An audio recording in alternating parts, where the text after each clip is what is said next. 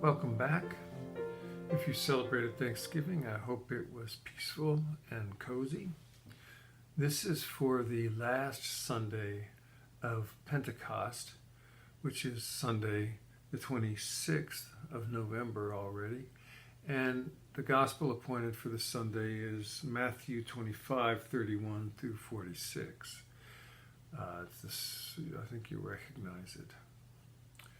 One benefit of doing something for a long time, as in preaching for 40 plus years, is that you have reference material. Now, while I try not to preach exactly the same sermon twice, I do vigorously use previous sermons as commentary and groundwork and places to take off from. In fact, one of the joys of having done this for so long is to witness how my perspective, interests and learning, and how my faith has changed. Because the same readings come up every 3 years, at least in our tradition, using the Revised Common Lectionary, you might think that I could just use the same sermons over and over and over again. The problem is, when we go back to a story and bring our current life and our current social circumstances to it, the text can tell a different story each time we return. Our understanding of the text can change and evolve, and the sermon may ricochet off something different each time. To me, I think, in fact, it should change, and we should change each time that we come to the text. I mention this because I started out this week by going back to 2020 and looking at what I preached about with this story from Matthew in Matthew 25. And honestly, it wasn't that good, so I apologize for those of you who had to listen. But that 3-year-old sermon preached during the pandemic did have something interesting that I want to regurgitate just because it's a curiosity. It might have also resonated because I read Prodigal Summer by Barbara Kingsolver this summer, which is a novel that features goats prominently, and I became interested in the topic. So this bit of trivia seemed worth mentioning again. You may not remember this at all or care, but the big difference between sheep and goats is that sheep are grazers and goats are browsers. Apparently I heard that on NPR, and then I read some more about it on treehugger.com. Since I'm mostly a city boy without livestock experience, I had to find it somewhere. Anyway, sheep slowly graze on short plants close to the ground. Goats browse and look all over for twigs and branches and chomp on just about anything they find. While sheep get very anxious if separated from the flock, goats will wander far away in solitary pursuit of food. And because of that, they have a voracious curiosity. In the biblical context, sheep and goats were mixed together during the day, but at night the shepherd separated them for 2 reasons. Goats needed more shelter than the warmly wrapped sheep, and then there was that wandering thing. In short, goats need more tending than sheep. So that's an interesting twist on the metaphor that the bad guys represented by goats need more nurture and more protection than the good guys represented by the sheep. I do not know where that gets us exactly, but I thought it was interesting. One thing it does do is to remind us that the gospel stories meant so much more and meant it so much differently to people hearing them originally than they do to us. What those ancients listening to the stories knew was from their own experiences. They didn't have to think about it when hearing those stories or consult treehugger.com. But we have to dig for it and study it and read about it. And even then, we are likely missing a whole lot of contextual information and imagination that those ancients simply had in their back pocket. But all that aside, This is still a story about separation, the separation of good guys and bad, of right and wrong, of blessed and cursed, of righteous and reprobate. And that gets us exactly to where we are mired today.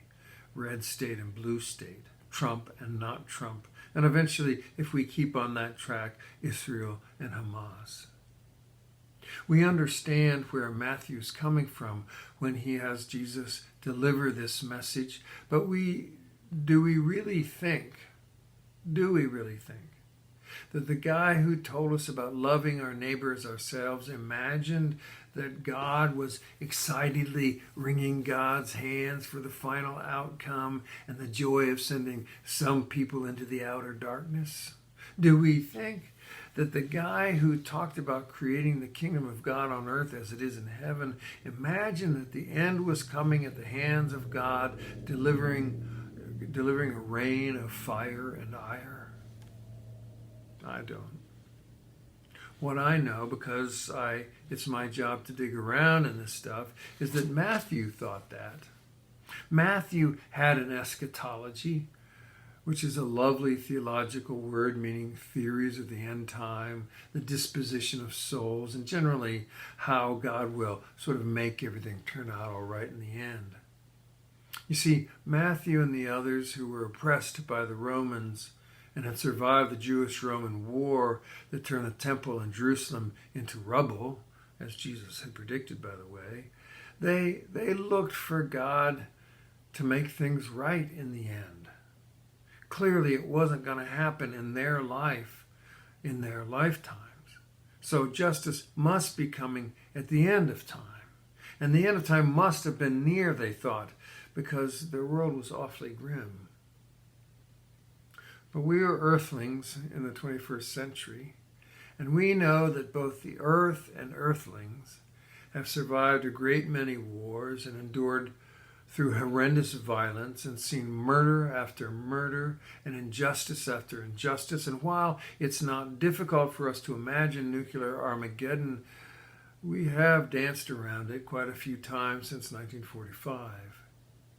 In the 21st century, we know that we've been living on the edge for centuries, and we're getting pushed closer and closer to it. And yet it is possible not to embrace apocalyptic thinking. Some of us can even be hopeful. All of which is to say, what you already know. You and I come to this text seeing and thinking and knowing and believing different things from Matthew and Matthew's community. There's nothing about embracing the Gospels and holding Jesus and the teachings of Jesus as primary to our worldview that requires us to take Matthew's word for it. We do not, let me repeat that, we do not have to deny our own experiences and our own knowledge and our own modernist perspective in order to be Christian or to be theological thinkers in the 21st century.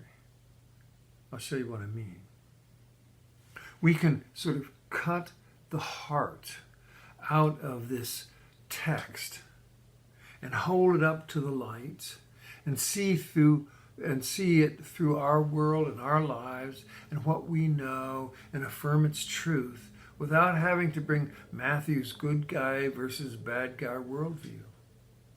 And at the same time, we can appreciate Matthew for preserving the heart of this story. That heart, of course, is this. Whenever you did it for one of the least of these, who are members of my family, you did it for me. Right, left, or middle, red, blue, or not aligned, militant, military, or pacifist. It is possible to embrace that heart and hold it as our own. Whenever you did it for one of the least of these, who are members of my family, you did it for me. This is the heart of the story, and it is clear and woefully simple and explicit, and a plumb line with which to measure our leaning lives. There is nothing else really to say about something so clear and so cogent. Whenever you did it for one of the least of these, who are members of my family, you did it for me. Well, back to sheep and goats. Matthew uses the metaphor to underline an essential separation between good and evil human beings.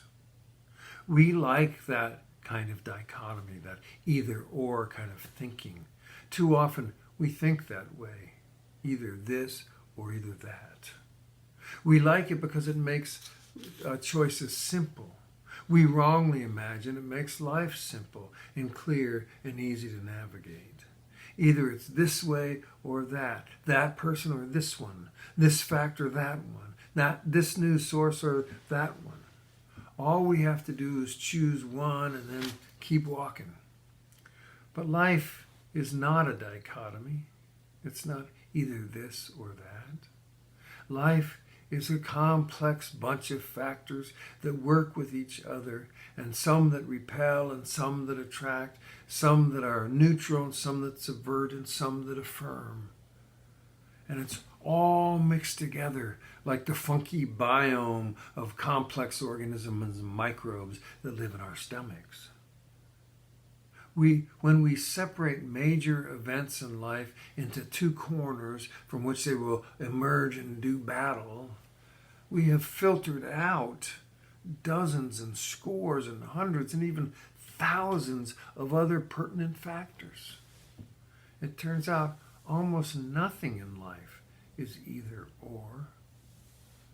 But one of the factors in our lives turns out to be quite revelatory. Whenever we did it for one of the least of these, who are members of God's family, we did it for God. Honestly, it's difficult for me to think of a better North Star or GPS to provide guidance through the ups and downs and curves of life than whenever we did it for one of the least of these, who are members of God's family. We did it for God. The difference between sheep and goats is interesting. But in the end, they both need our care and our attention.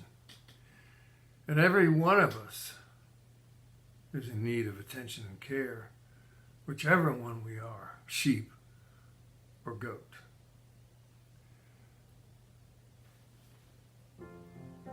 Peace be with you.